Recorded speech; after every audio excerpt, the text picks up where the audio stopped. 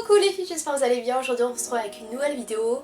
Donc je suis vraiment désolée, en ce moment je peux pas faire de vidéo parce que vous savez je suis étudiante et je privilégie ma vie d'étudiante plutôt que ma vie youtubesque. Avant de commencer la vidéo, je voulais tout simplement vous dire, n'hésitez pas à vous abonner à ma chaîne et à cliquer sur la petite cloche parce que maintenant il y a eu un changement au niveau de YouTube et vous pouvez louper mes prochaines vidéos et ça c'est pas cool, n'est-ce pas? N'hésitez pas à cliquer sur la petite cloche.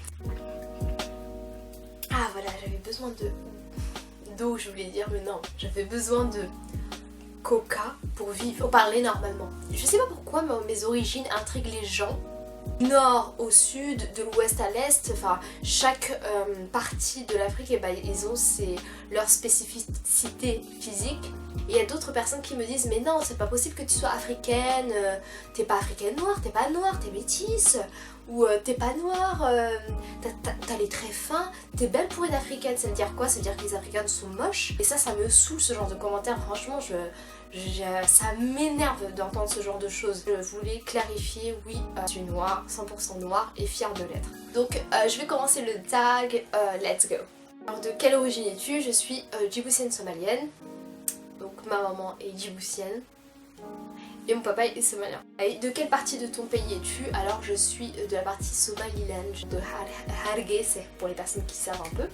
Es-tu née là-bas? Non, moi je suis née en France, je suis née exactement à Nantes.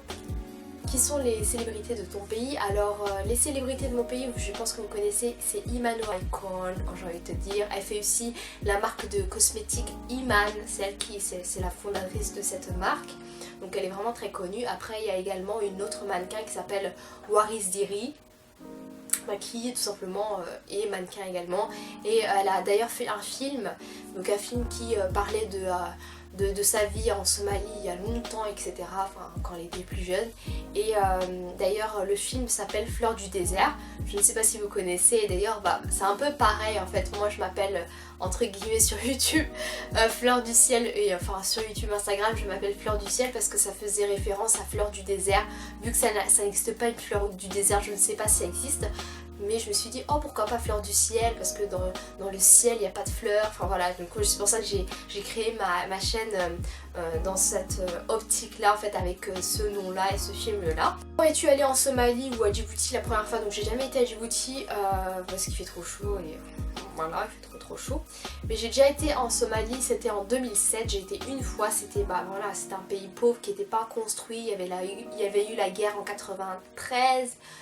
Mais voilà, après le pays n'a pas été reconstruit parce que voilà, c'est un endroit qui est assez pauvre. Franchement j'aimerais beaucoup aller repartir là dans pas très longtemps.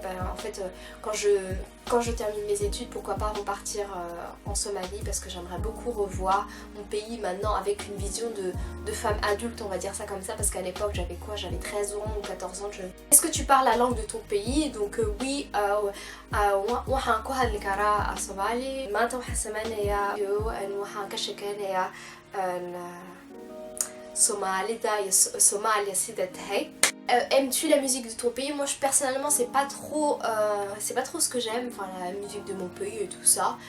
Mais il y a certaines personnes qui font de bonnes chansons. Après pourquoi pas, des fois j'aime bien m'ambiancer, par exemple dans les mariages. Ou même des fois tu vois, j'aime bien écouter, mais après j'écoute pas forcément, j'ai pas des chanteurs préférés. Qu'as-tu dans ta maison qui représente ton pays? Eh bien on sait, vous savez, de l'encens en petite pierre. J'aime trop ça, c'est la vie. Dans une famille somalienne, s'il n'y a pas ça, c'est que t'es pas une somalienne, t'es pas une djiboutienne, tu peux pas ne pas avoir ça, c'est impossible, c'est tout. Quelle est la meilleure partie de ta culture? Les gens, même s'ils sont pauvres et tout, ils sont vraiment très ouverts, accueillants, etc. Après je pense que c'est partout pareil quand t'es dans un pays pauvre, etc. Dans la meilleure partie de la culture, je pense l'éducation. Oui, l'éducation, c'est... moi je remercie ma mère, de toute façon je remercie ma mère. Chaque pays a ses spécificités et l'éducation, elle est jamais la même d'un pays à un autre. Et c'est vrai que l'éducation que j'ai reçue de ma maman, donc c'était une éducation somalienne, et franchement j'ai vraiment aimé comment maman m'a éduquée, et j'aimerais vraiment éduquer mes enfants comme ça.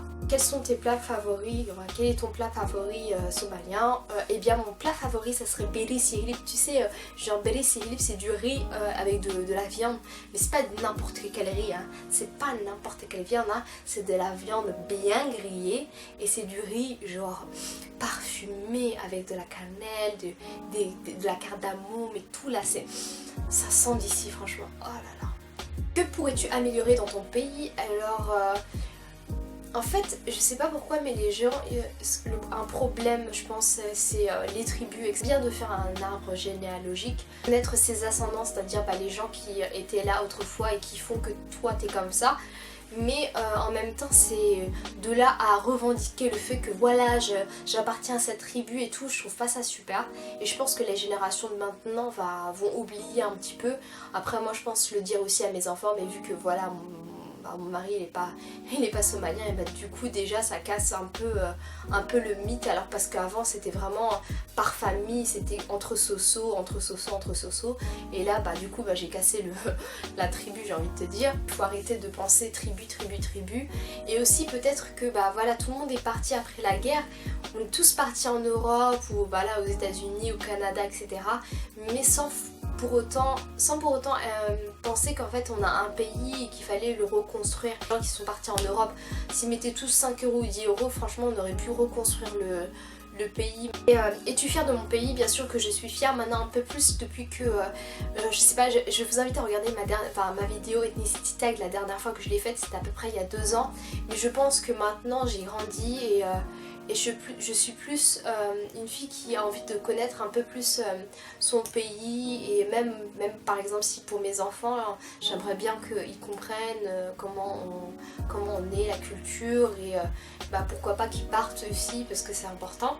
Et forcément bah oui, je suis fière de mon pays, c'est de là où mes parents viennent. En même temps bah voilà, c'est d'où je viens, c'est un peu une partie de ma vie, parce que voilà, c'est physique, parce que les gens quand ils te voient, ils voient juste le côté physique, et ça en dit long, enfin sur ma culture, ça en dit long sur d'où je viens, mes origines, etc. Et donc forcément oui, je suis fière de mes origines. Donc voilà les filles, enfin voilà, j'espère vraiment que cette vidéo vous a plu. N'hésitez pas à mettre un thumbs up à la vidéo et à vous abonner, et puis moi je vous dis pour une prochaine vidéo.